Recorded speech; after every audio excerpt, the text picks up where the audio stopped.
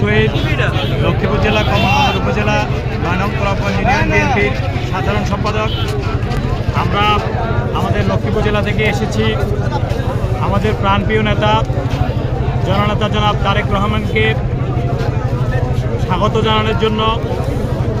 আমাদের এই প্রিয় নেতা দীর্ঘ ১৭ বছর এই ফ্যাসিস্ট স্বৈরাচার শেখ হাসিনার রসানলে পড়ে উনি দেশ থেকে চিকিৎসার জন্য বাধ্য হয়েছেন। আল্লাহর অশেষ কৃপায় বাংলাদেশের মাটি ও মানুষের নেতা মরহুম শহীদ প্রেসিডেন্ট জিয়াউর রহমানের সুযোগ্য উত্তরসূরি বেগম খালেদা জিয়ার সুযোগ্য সন্তান আগামীকালকে আমাদের মাঝে আসতেছেন।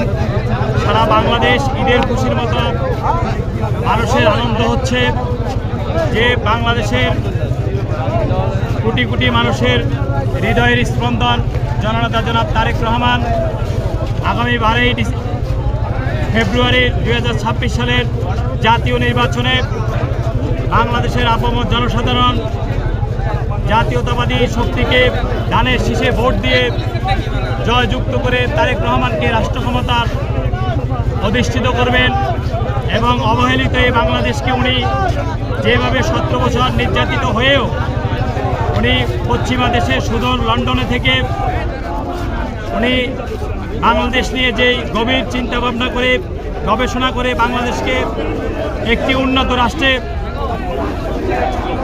রাষ্ট্র গঠনের লক্ষ্যে উনি কাজ করে যাবেন।